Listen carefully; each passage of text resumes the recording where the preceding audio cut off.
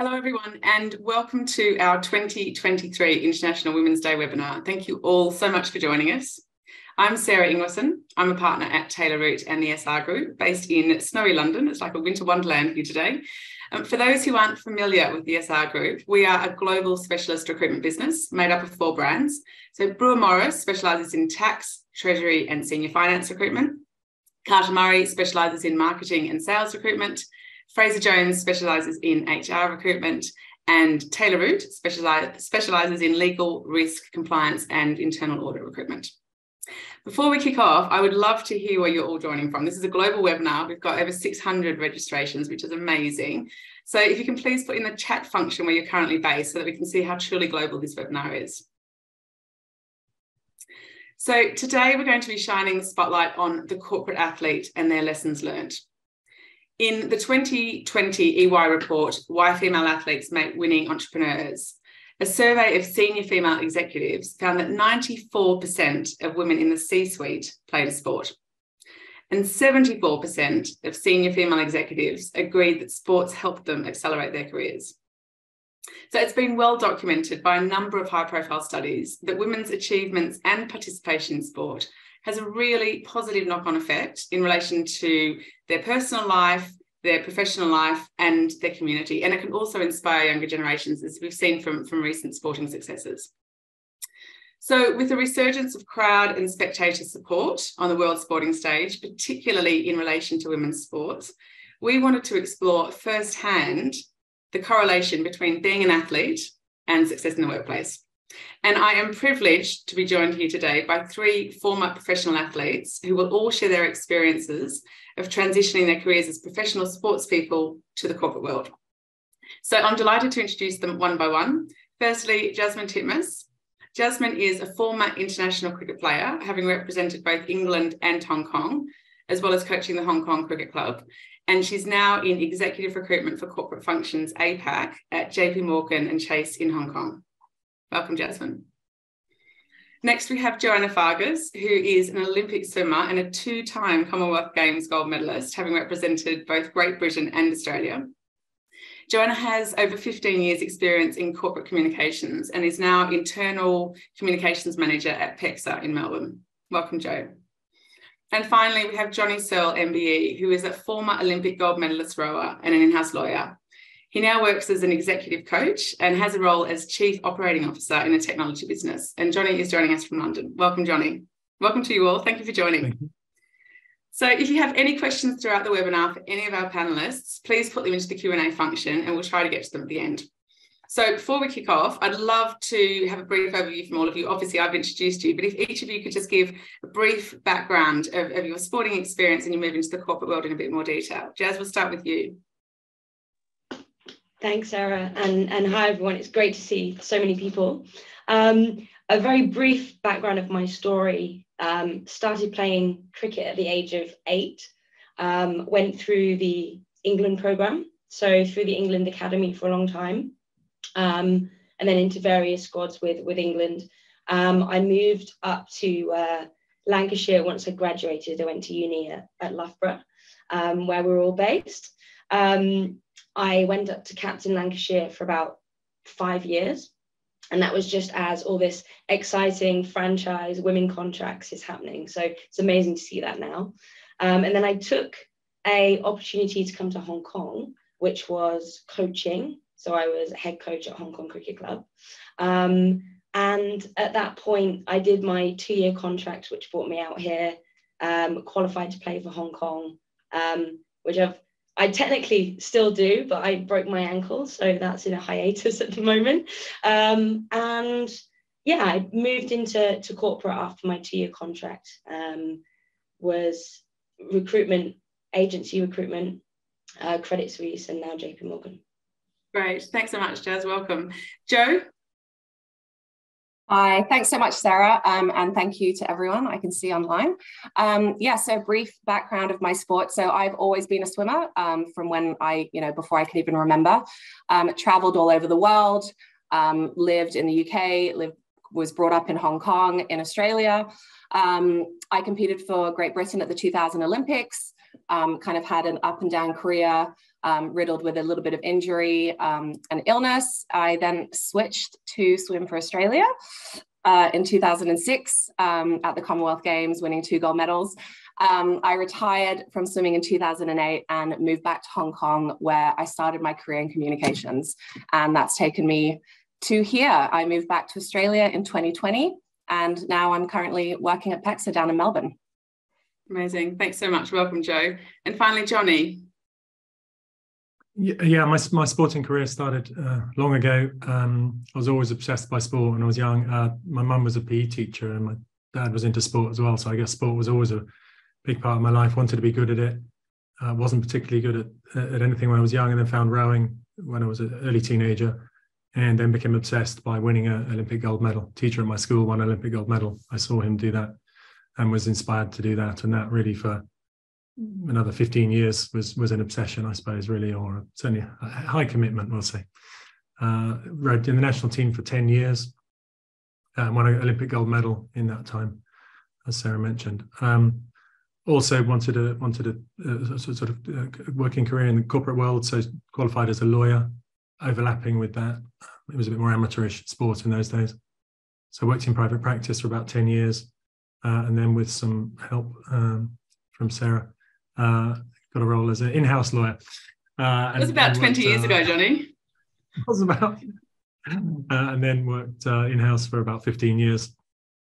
And then moved across to sort of coaching. Really enjoyed the people side of the role I'd done, and moved across to coaching and sort of learning and development. I've been doing that for about 7 or 8 years, and also have a role in a technology business now. And to sort of complete the sporting loop, still a little bit of rowing, but actually coaching now as well with the women's group at Twickenham Rowing Club.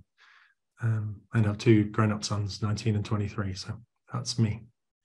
Great. Thank you. Thank you all for your introductions and for being part of this webinar today. So just to kick things off, Jazz, we'll go with you first. So having operated in a traditionally male-dominated sport of cricket, what were the main challenges that you faced as a female athlete? Yeah, I think, as I mentioned, I started playing from such a young age, and then there was no real infrastructure for females to get into the game. So until I was around 15, it wasn't even that it was a male-dominated sport. I was playing in male teams. So I played boys and men's cricket all the way through to kind of mid-teens. And I think the first thing I remember back then was I was known as the girl at my club. Someone's grandma even knitted me a boot bag with the girl on it, which was quite funny at the time. And to be honest, it was generally said in jest, and my teams did stick up for me. They honestly did. But as I got slightly older and then subsequently better, it did start to become a more condescending phrase, maybe used in a bit more of a malicious manner by older teenage boys. But the thing I would really call out was the fact that I felt like there was a slightly lower expectation of me. So I would often get, don't worry, try your best. And now I reflect on it. I don't think I processed at the time. I thought they were just being nice and my team. But I don't think I quite processed that, what they were saying was actually quite wrong, because they weren't saying it to each other as well. It was just to me. And I don't think there was, a real malicious way to that. I think it was just them also trying to protect me, but at the same time, probably being slightly derogatory. And I think now you touched on it slightly, the women's games doing an amazing job of breaking that stereotype down, that, it's maybe not as exciting or not as good to watch. But yeah, that's my call out, them probably trying to protect me, but it was maybe lowering the expectations of my performance. And I think we're in a world now where both men and women will call out that sort of behaviour, which is really positive. And not just in the sporting world, but in the corporate world as well. So I think we've progressed a lot, haven't we, from you being the girl. I mean, you certainly were a trailblazer for overturning gender-based assumptions as the only female cricket player. I remember when we were doing our review call for this, and you said that for a very long time, there was no female cricket club at all. So you were playing with the boys for for most of your childhood. And it's been reported widely that gender equality in the workplace won't happen until we have gender equality in society and on the sporting arena. So how do you find that playing sport in a traditionally male-dominated environment has helped you transition to the corporate world? Yeah, and it's a good question. There's probably so many examples that I could give, honestly, but I think probably the main thing that's helped me transition is around dealing with pressure. I think pressure means different things to different people, and you often put pressure on yourself, especially when you're doing something new.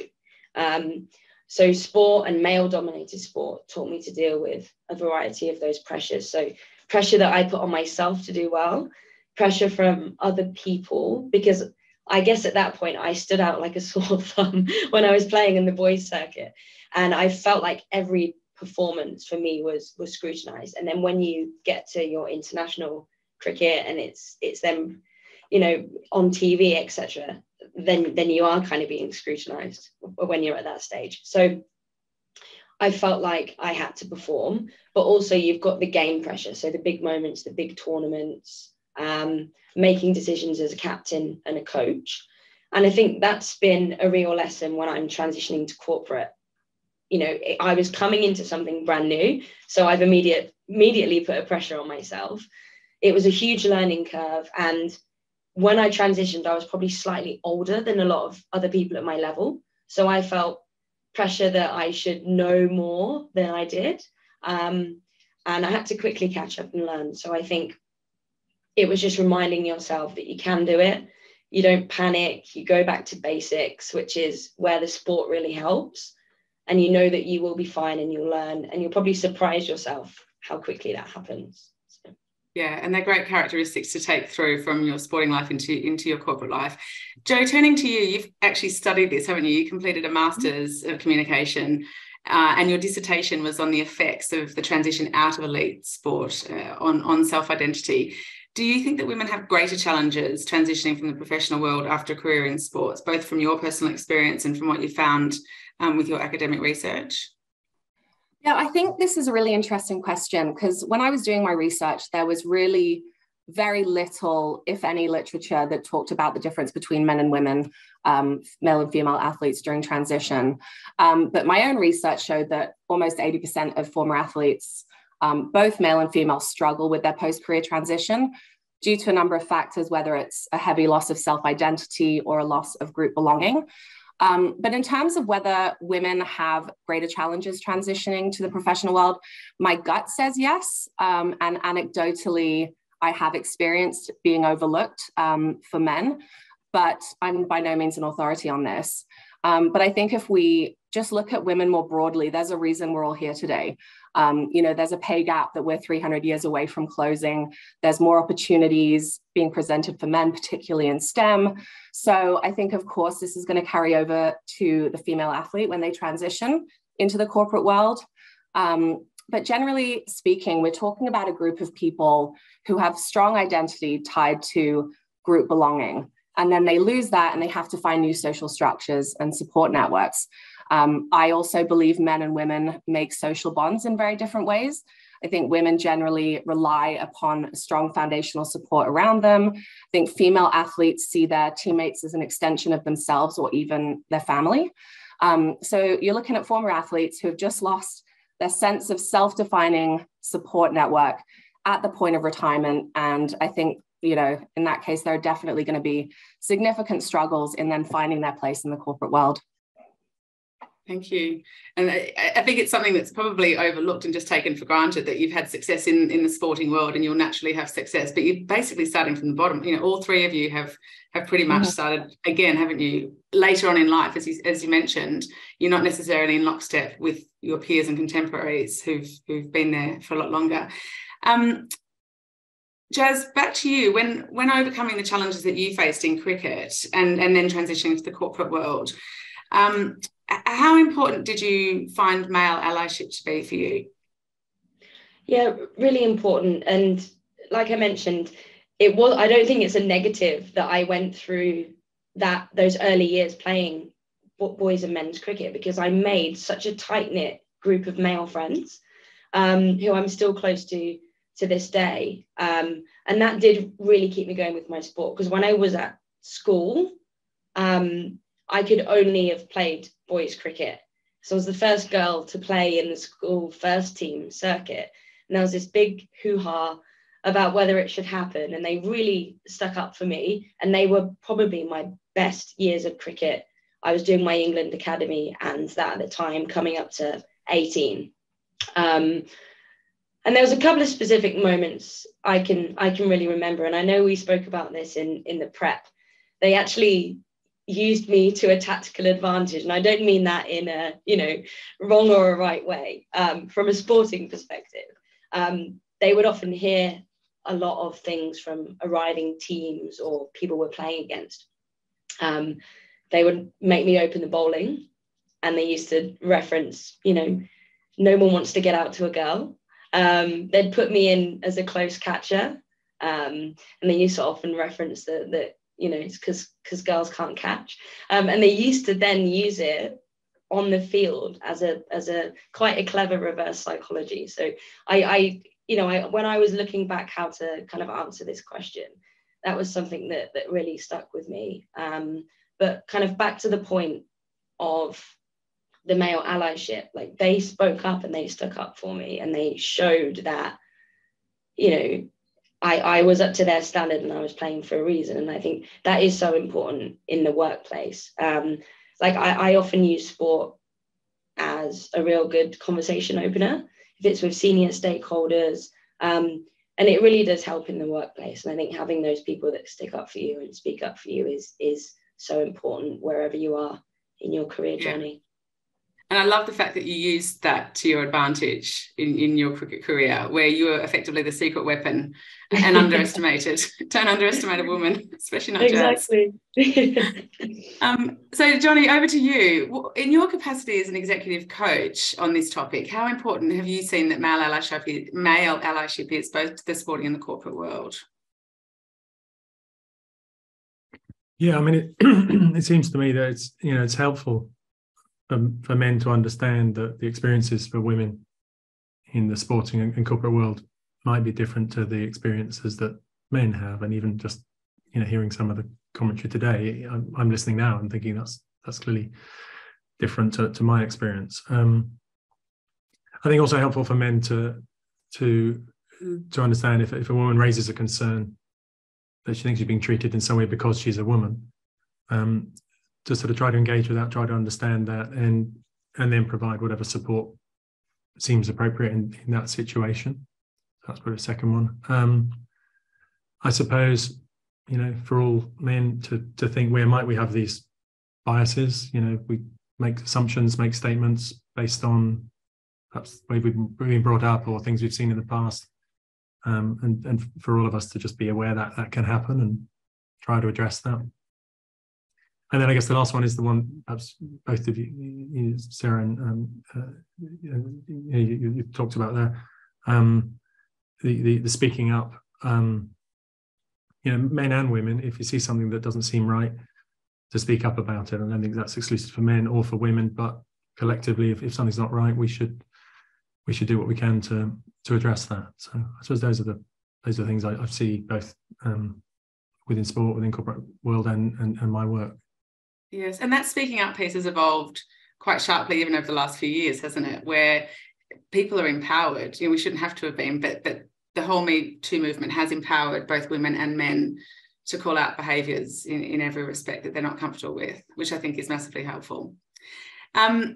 And also, Jonny, having known you for over 20 years and having worked with you as a lawyer and recruited lots of females for you, I know that you've been a great male ally to the female lawyers and colleagues that you've worked with and whose careers you've supported as well. So there's testament to that from a professional capacity, from my professional capacity. So a slight segue here. I'm just keen to hear how you all embrace exercise now that the pressure is off your sporting careers. So Jo, over to you first. Well-being and sport are such crucial elements to success in the corporate world, but do you find it difficult to enjoy success socially when you've been at the top of your game? I'd say yes and no. I didn't really leave swimming on the greatest of terms. As I said earlier, I was riddled with injury and illness. And, you know, I retired from swimming 15 years ago and 15 plus kilograms ago. So, I mean, if you asked me to go and swim for pleasure now, I would probably say no. But I did find that after such a long career in a solitary sport, I really wanted to do something that was more team oriented, where I could have fun, I could be surrounded by friends. So I actually, when I moved back to Hong Kong in 2008, I took up hockey. And I was terrible at it, but I really enjoyed it. I loved being in that team environment. I loved playing a game, being competitive, but there was, you know, the pressure was off and I could just enjoy it. And now I've actually joined a strength training gym in Melbourne, which is kind of ironic because that was my least favorite part of swimming, was lifting weights. But it's nice to kind of finally be in a place where I want to be strong again and I'm enjoying it. Yeah, and there's no pressure. Yeah, brilliant. And Jonny, what about you? What's your experience been? Because you're still actively involved in rowing, aren't you? You still compete, you coach rowing, women's rowing teams at Twickenham. Have you had a different experience to Joe? Maybe I recognise some of that, certainly to start with. I think you talked earlier about just a sense of loss of identity. I think that was earlier, but you know, when I was obsessed with rowing for 15 years, it was really all that mattered, and being an Olympian was part of who I was, and letting that go has been both useful and hard. You know, I was so obsessed. You know, I think I remember said, you know, I used to say, what was I saying? I only row for fun, but it's no fun if you don't win, which is, you know, quite useful when you're trying to be the best in the world at something. But if you're going to go on to do sport after that as you get older and less fit, not so useful. So I think I've probably transitioned and taken other things from sport. And sport is so much for people. You know, for me, it can be learning. It can be about being fit. I tell people rowing is all about mindfulness. It's everything to do with mindfulness and well-being. You're outside, you're doing exercise, you're with people, you're with friends. Beautiful feeling as the boat moves. There's a rhythm to the way the boat moves. So I guess I try to take that from the sport now. So I still do some rowing. That's fine right up to the point where someone comes alongside, and then it's about the winning again. But up to that point, I can enjoy the other aspects. And then also, as I say, I do some coaching and yeah. I was just going to say, you've still got that competitive streak, don't you? It's either on or off. So if I keep it switched off, it's fine. But if a boat comes alongside, then it goes on. Yeah, and I still do a bit of coaching, and that for me is a real joy to bring. You know, primarily enjoyment. I try to, perhaps the opposite to what I was, start with, let's enjoy rowing, and then let's try to go fast on top of that. So yeah, that's my experience, I suppose, now. Yeah, brilliant. So back to the corporate world, Joe, as a professional athlete, we talked a lot, and you've obviously discussed this on the briefing calls, and it's come up in your research, that you're in a constant feedback loop, aren't you, based on your day-to-day performance, where everything is critiqued. Do you think this has influenced how you receive and provide feedback in the corporate environment? Yeah, I think so. And I think this was one of the more interesting pieces that came out of my research. You know, as an athlete, every day, every minute that you're exercising or in the pool or in the gym, you're given feedback about identifying areas of weakness, how they can be improved. And it's all because your coaches want the best out of you, and those micro changes on a constant basis help you improve. And I think this, in a way, kind of makes you resilient and crave that feedback. It makes you resilient to feedback and critique, and then you crave it. So in post-retirement, I've really noticed that there doesn't appear to be that same kind of culture, particularly, you know, in the corporate world. And it's really hard to even get constructive criticism when it's warranted. But I think as an athlete, you take that feedback for granted. You know, it's like, oh, coach, just like leave me alone. But I found now that the best managers I've had understand that feedback is really important to me for personal development, you know, beyond those kind of once yearly performance reviews. And I think that it's really useful for managers to know that constructive feedback is critical when managing former athletes, you know, not just a well done, but actual feedback that helps with performance improvement. Yeah, great. Thank you. And Jazz, what about you? Joe mentioned that resilience is you know, part of your kind of DNA or part of the makeup as an athlete. Have you experienced the same? You know, how do you feel that being in that constant feedback loop has impacted you? Yeah, absolutely. And I think resilience does spread to all over areas as well. So when I spoke at the beginning about dealing with pressure, you have to be resilient to be able to do that. And like Joe mentioned, with the feedback piece, you have to constantly be resilient if you're getting feedback. And it all intertwines. And I think that really does build you into someone who strives to be the best they can be. And that's very much the trademark of an athlete. But the feedback's been really important for me. Obviously, learned over the years that I'm extremely competitive, no surprises. And I do want to learn and develop. And I actively ask for constructive feedback now, and I've noticed it. But many people don't. And I think, especially in Hong Kong, it's a bit more of a cultural thing as well with not wanting to lose face. And I do see people struggle with it in the workplace. And I used to hate it. I used to think that any sort of feedback immediately meant I wasn't doing well, that I used to get very defensive.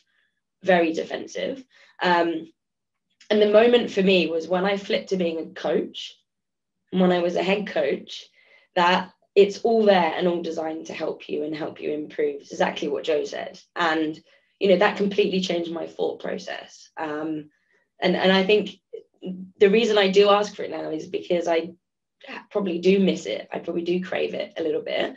And in the workplace, you can't crave, positive feedback all the time. So I have actually learned to quite enjoy constructive feedback, but it's there for a reason. It's there to make you better. So.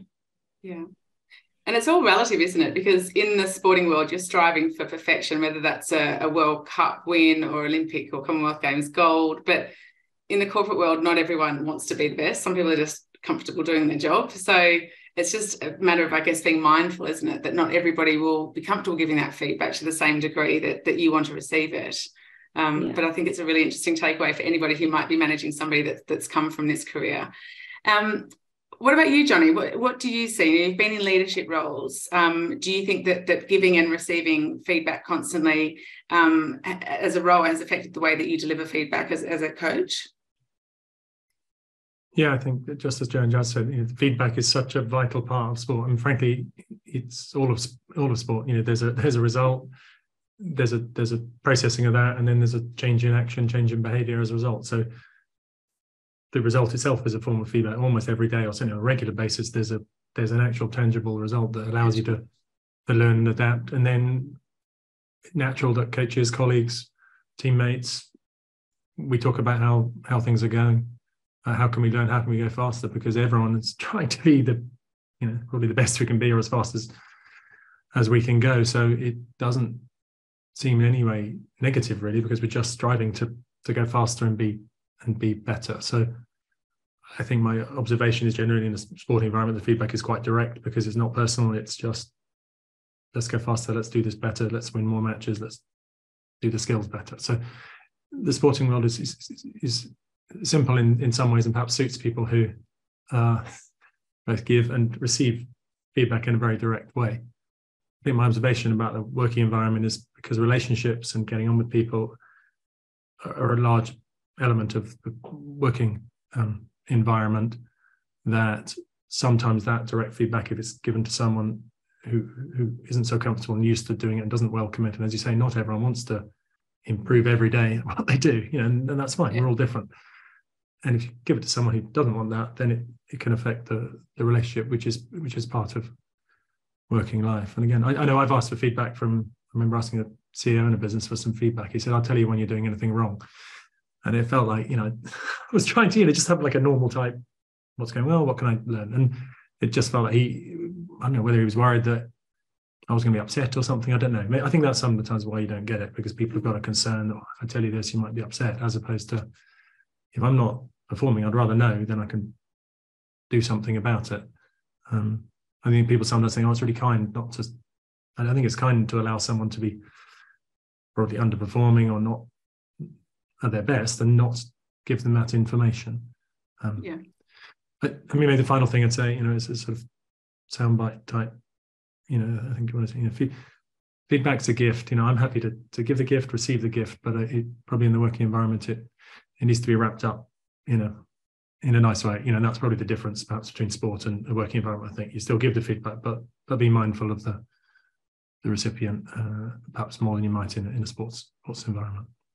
And it's so much about the delivery, isn't it? And perhaps phrasing it that in the spirit of wanting to make you the best person that you can be, or the best professional that you can be.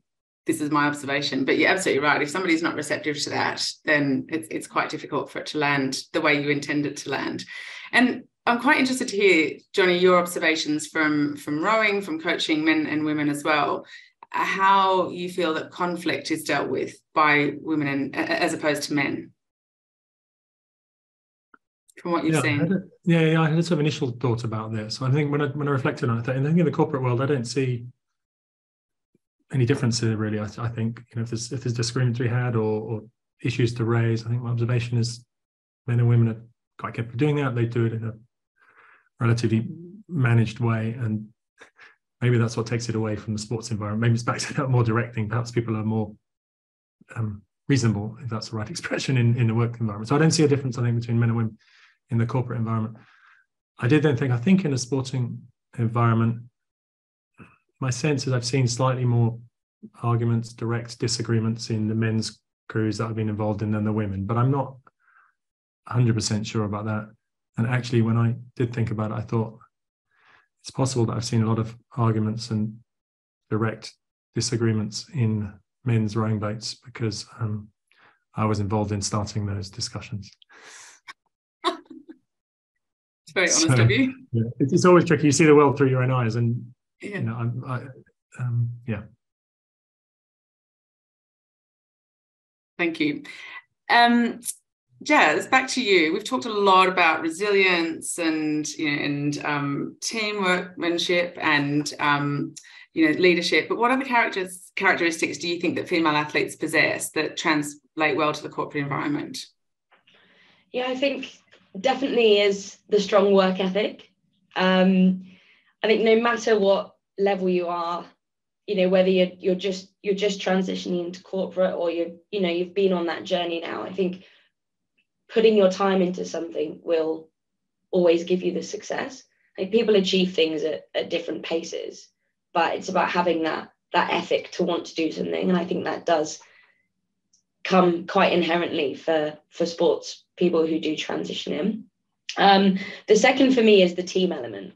So I think whether you've been an individual, you know, sports person, or you've been in teams, you always have teams around you have to work with. And I think the real beauty is that the athletes bring is balancing your competitiveness, because it's completely different when you go into corporate. So it's a different kind of competitiveness with bringing your team on that journey with you. And I think that is, for me, the key to being a good leader. I think, you know, there's a million different things in corporate. You want to get promoted, you want to do X, Y, Z, but actually it is, you're still working in a team. And I think people often forget in the workplace that, you know, you are actually, it's very similar. You're working towards the same goal. Really, it is, you know, very similar to actually trying to achieve something as a sports team, and you've got that common goal. So I think it's good to just be reminded that, you know, you are in a team, and you should bring those people with you on those successes. And then the third one for me is communication.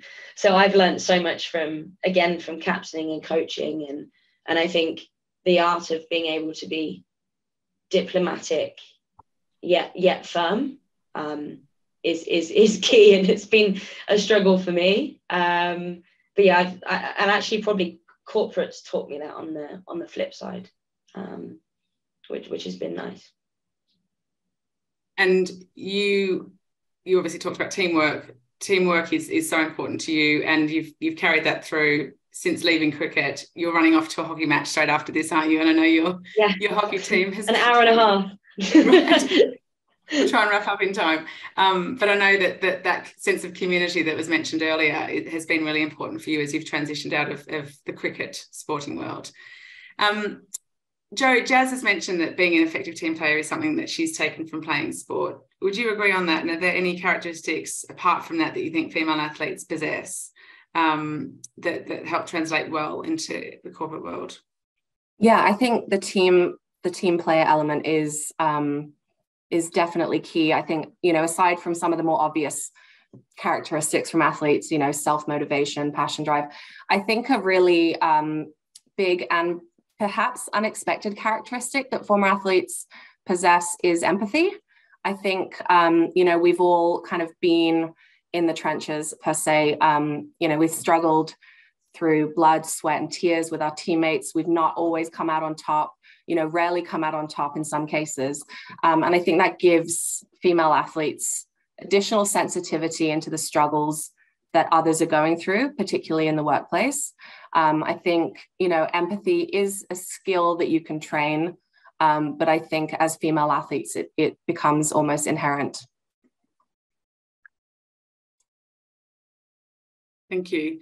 We are almost out of time for the formal part of the proceedings, but I've got one final question that I want to put to all three of you. And this is obviously the crux of this webinar and what everybody's joined up to hear. So we'll go through one by one. Jonny first. What is the main lesson that you have learned from the sporting world that's contributed to your success in corporate life? Yeah, so I suppose I thought, like a good lawyer, I should try and define success to start with. And I suppose broadly, you know, for me, success, I've pretty much enjoyed my entire working life. I feel quite privileged that, you know, meet people sometimes who don't enjoy their job, and pretty much every day I've enjoyed what I've done, and at different times, different things have mattered to me, and I've enjoyed different things at different stages. I suppose the main lesson I got is around, you know, knowing what's important to you, knowing what matters to you. Maybe don't be swayed by what other people's goals are, what other people's beliefs about your ability, or what they think you should be doing or are capable of doing. Try to stick to what really matters to you. So, you know, I think if you follow what matters to you and try to stay true to that, then you're likely to be happy doing whatever it is you're doing at a particular time of life. So for me, I suppose that would be the success I have. I followed rowing to it, you know, largely because it really mattered to me at the time, and I followed other things in my life that were priorities. So that would be the lesson, I suppose, about what my idea of success is. I think that's really important, and that was answered like a true lawyer. Thank you very much, Jonny. That's great. Jazz, what about you?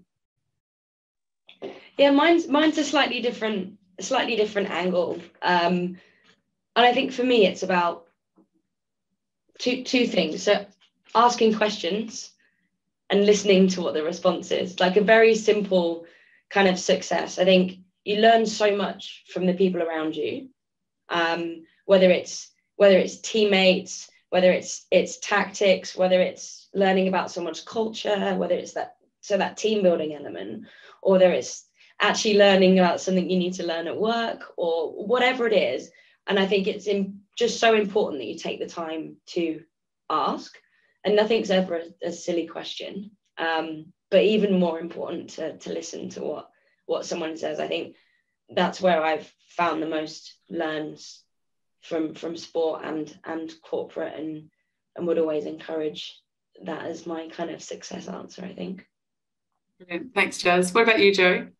What's been your main lesson learned? I think the biggest lesson I've learned is to focus on the process and not the outcome.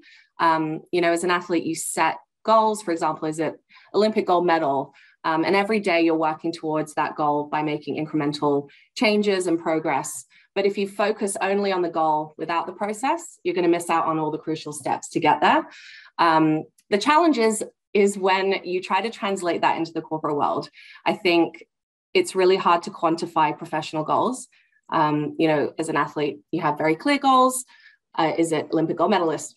Is it World Championship, World Cup, etc.? But in the corporate world, you know, there aren't really a gold medal for the best lawyer in the world or the best internal communications manager in the world. So I think professional success is a little bit harder to measure. But ultimately, it's all about being able to set those clear professional goals. And then if you follow the process, it will take care of itself. Brilliant. Thank you so much. So we've got time for a few questions from our audience. I'm just going to go to the Q&A function now. We have one here, which I think, Jonny, I might put this to you actually, with your experience as a corporate coach. How do you build successful teams in the corporate environment when often opposing interest and politics? Yeah. I mean, I think that goes, it's interesting to the point you just made about, I was thinking about this controllables thing, which probably most athletes know about, and people have read Stephen Covey. You know, there's what you can control, what you can't control, and what you can influence. And I think the challenge in the building teams is that ability to influence others and to try to bring others with you to the goal, and that people may have slightly differing motivations. So I think probably the answer to that is to try to understand what's motivating people, what's important to people, and then try to tap into that and go another level deeper. So if the goal is launch a product, for someone it might be about, I don't know, making some money from the product. For someone it might be the creativity. For someone it might be the teamwork, the collaboration, working with others. And that's probably the way to go another level deeper and say, well, what's driving you, what's important to you, and perhaps by getting to that level of I suppose you talked about empathy earlier. So, you know, whatever it's understanding people and understanding what's motivating them. So I think that would be a suggestion around that. How to really bring teams together is understand what goes on for the people, which I can actually think about it. Asking questions, listening. Yeah. For me, certainly, I don't have great natural empathy. So for me, I have to ask people, you know, what's important to you about life. Try to understand people. That I think helps to bring the team. And realise that everyone's got different motivations as well.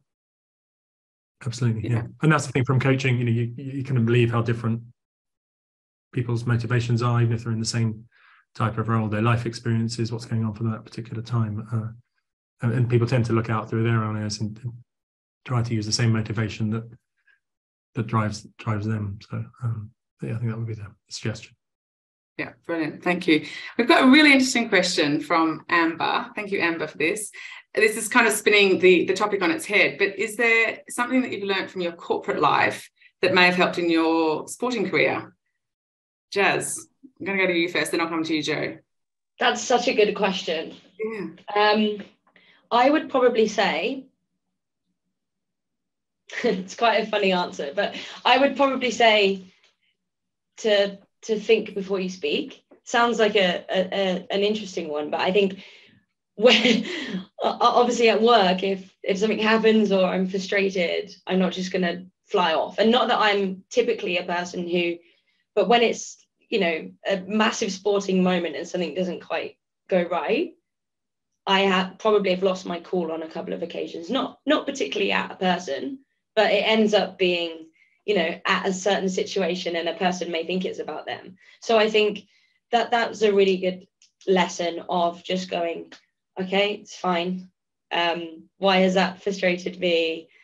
I'll, you know, take an evening, think about it, might not even be angry about it tomorrow, or I'll just speak to that person or deal with that situation. Whereas I think in sport, sometimes I probably didn't do that, and I just was emotional and let out. So that's been a really good thing to absorb and take into my own life. Like I got angry in a hockey match not long ago. I think I took my helmet off and kicked it into the goal for some reason, and it was club hockey. So I'm just competitive, but it's been a great learn. I think that's the one thing that I would, you know, have taken back into my sporting career and reflected on. Yeah.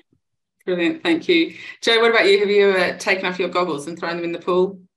Oh, no, I was just going to say that we've all been there with hockey. I've been known to throw a hockey stick once in a while at a much lower level of hockey. But no, I think this is a really interesting question. I think if I could take something from my corporate life, would be more like a sponge and absorb information from the people around me who know more than me. And I do that now. And I feel like in the corporate world, no question is a stupid question. These people are excellent at what they do. As an athlete, sometimes you can have the tendency to be a little stubborn and think you know best. But I think you've just got to trust that there are lots of people that know better things than you. So yeah, I would have just tried to take more of that on board. Great. Thank you, Amber, for that question. That was a really interesting spin and take on our topic. Another question from Emma, who is based in Amsterdam. Hi, Emma. Emma has said, I think that sport is very useful for learning to deal with setbacks well. It would be good to hear the panelists' perspective. And she also said, great session. Thanks, Emma, for the feedback. Jonny, what do you think about that?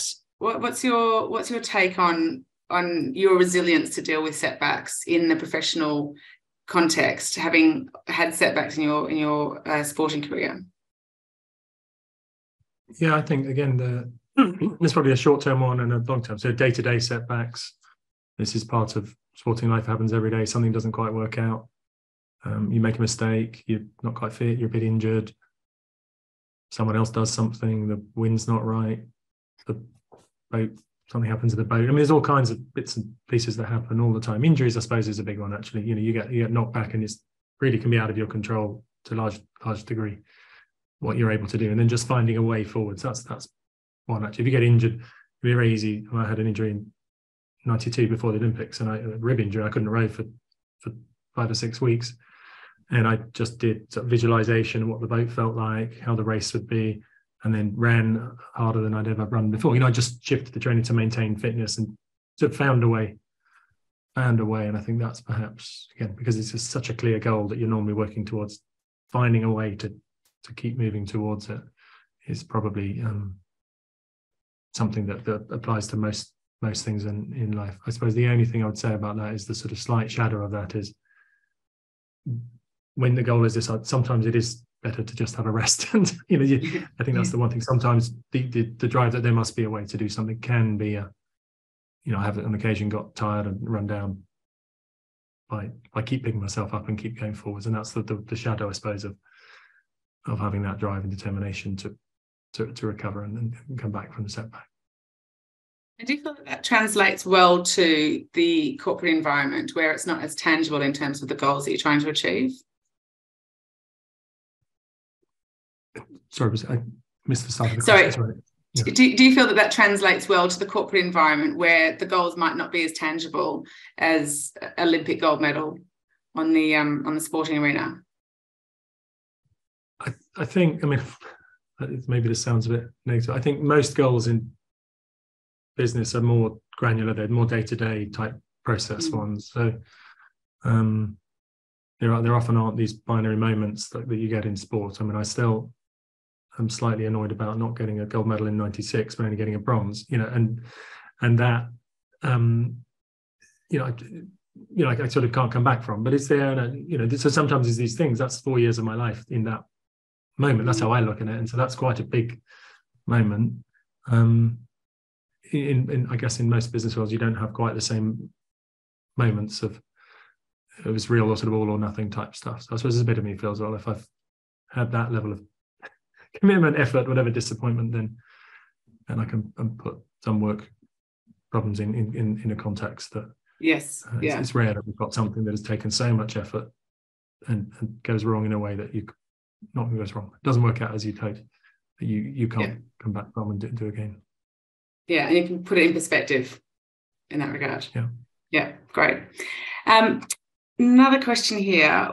What tips can you offer to pick yourself up quickly and move on when you failed at a goal? And I guess this is kind of flowing on from the previous question. Jazz, any thoughts on that? How to pick yourself up when you've got disappointment? Yeah, I think how to kind of pick yourself up quickly and move on. I think it depends what the goal was, whether you reflect on it and try and achieve it again, or if it's something that you completely move on from. So one thing that we always got taught was to kind of visualize screwing something up and throwing it over your shoulder, to just erase it. And it actually really helped me, because it stopped me overthinking it in that moment, and then I would come back to it and work out. And I think that's the difference between corporate and sport, because if you haven't achieved something in sport, it's probably something technical or tactical that you can really break down and find out why.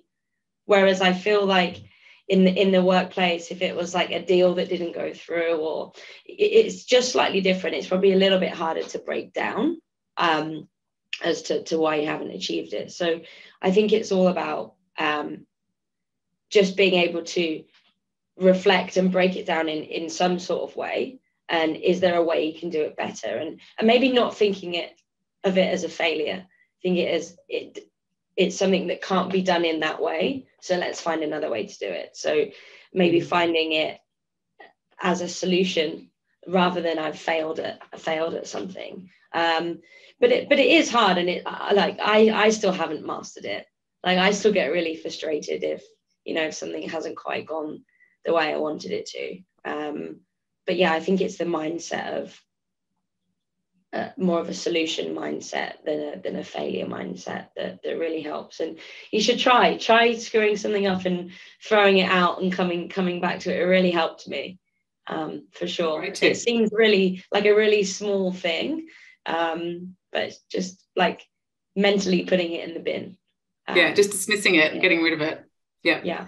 Brilliant. Yeah. Thank you, Teresa, for that question. Another question from Rosie, actually, who works at the SR Group. Thank you, Rosie. And this is actually one for you, Jo, because I think you've studied this a little bit, so might have some great insights into this. Do you think that there's more pressure on today's generation of sports women and men, for example, with social media and their public personas? And do you think that helps or hinders their transition to the corporate world? I think there is so much pressure on sports people, the younger generation in general, when you're talking about social media. I'm very glad that it wasn't really around when I was a swimmer. I think that would have added such a complex dimension to an already very stressful career. But I think that it can be a hindrance, but I think it can be a real help. I think personal branding is so important these days. And I think if you can harness the power of social media to enhance your personal brand, that's going to carry you through into the corporate world. I think there are so many tools out there now that can teach you how to do social media correctly. And I think that the mistakes that we made in the early days probably won't be duplicated these days. Let's hope. Another great question, actually, that I'd love to hear from all of you in just a kind of soundbite. Does visualizing success to win help? Jonny? Yeah. Well, I think certainly in a sports environment, I watch the video occasionally of me crossing the line in 92, and I've got a sort of celebration, I'm doing this. And I did that, 3 times a week, 4 times a week when I was training, wherever I was training. When I was at university, I'd be training down the river doing that. When I was a kid at school, wherever I was, I would finish a piece sometime and visualize what it would feel like to cross the line, knowing I won the Olympics. So that was a very specific moment that I was really tied to. I know we talked about the process earlier, but I was very tied to the goal as well. But I think just visualizing how the boat feels, again, different sports will have their own visualization, but the rhythm, the way the boat moves, moving in time, for me, that was a thing I love, and it was probably one of my strengths. So I just love to visualize bits of work we'd done, bits of training we'd done where the boat was flying. And I can tell you now, Varese and training camp we did in Varese, it was a piece in Lake Barrington in Tasmania and one at Molesey. So even now I visualize those 3 sessions on the rowing machine or rowing as just a beautiful moment of rowing. So that's quite a narrow focus. I think in the workplace, again, harder perhaps, because how do you visualize? There's often other people involved in these things. So you're going to have to try to visualize how will someone else react, and that perhaps is a little harder to do, because there's unknowns in that image making. Yeah, thanks, Jonny. And Jo, you were nodding. Did you find visualization a helpful tactic when you were swimming? Yeah, I did. I think, I won the gold medal hundreds of times in my head. But I think... Before you won it, or before you won it? Oh, no, before I won it. But I mean, I won the Olympic gold medal in my head. I never won that in real life. But I think for me, a lot of the visualization was, I'll keep coming back to the process. It was about exactly what Jonny was saying. How are you feeling? How does the water feel? How, we got to a point where I could visualize in my head the exact time that I wanted to race, and I could count to 2 minutes and 6 seconds in my head, just visualization. So I think probably less focusing on the actual goal at the end and more about how you're going to get there. Great, thank you, Jazz. What about you? Yeah, honestly, just echo the same. Like, I'm a big visualizer. I'll give you the funniest example. I'd just been on a ski trip and I never skied before in my life. And I went with a group of skiers. And before it, I was like, of course I can ski. I'll watch some YouTube videos. I'll visualize myself skiing. I'll be fine. And honestly, I think in another life I've been skiing because I was quite good. But it was, I don't know, I just kept thinking of myself as a skier in my head. And I don't know, it was weird. It was quite natural. But it was also that competitive streak, because day 2, whether it's appropriate for the call or not, we're going to an après ski place, and you could only get there if you could ski down a blue. And I was like, well, I'm definitely going to après. So I threw myself down a blue on day 2 and I was fine. But no, I think I spent probably 2 months visualizing myself skiing. It was weird. But no, I do it with many things. I visualize, I go through conversations in my head for work. I visualize what the scenario is, probably how I want it to go. But yeah, I've always done it with my sport as well. I think it probably depends if you're that type of learner and that type of person, but yeah, for sure helps me. A really interesting question and great answer from all of you. But Jazz, interesting to hear that tactic has carried through not just to your professional environment, but also your personal life as well. We are almost out of time. We've got 4 minutes to go. So I just wanted to extend a massive thank you to our 3 amazing panelists, Jazz, Jo and Jonny. That was an extremely insightful, fascinating, interesting session. And we've covered so much ground in terms of what you've all talked about, the importance of teamwork, communication, strong work ethic, confidence, determination, passion, leadership, resilience. I mean, there's so many qualities that you've talked about, and how these attributes can translate well into behaviours that can propel corporate success. So thank you all. And I'm sure that all of your individual journeys have been of great interest to everybody listening. You've given us some useful sound bites in terms of lessons learned from 3 very inspirational, personable corporate athletes. So thank you all. I also want to thank Gabby Kitney, who is the head of marketing for North America based in our New York office, for her incredible work behind the scenes, pulling this whole webinar together and liaising with all the panelists so effortlessly. So thank you very much, Gabby, who also woke up at about 4 a.m, I think, New York time to log on today. And a huge thank you to all of you for joining, for registering, for taking part in International Women's Day. I know there's a lot more questions there. We're not going to have time to get to them all, but we will try and answer them over the next couple of weeks. So do keep a lookout on our website. And also on the SR Group's LinkedIn page. We will, in answer to a couple of your questions, be recording, or have been recording, and we'll be posting the recording in the next couple of days once we've tidied it up a little bit. But please do connect with us on LinkedIn, and happy International Women's Day, everybody. Thank you.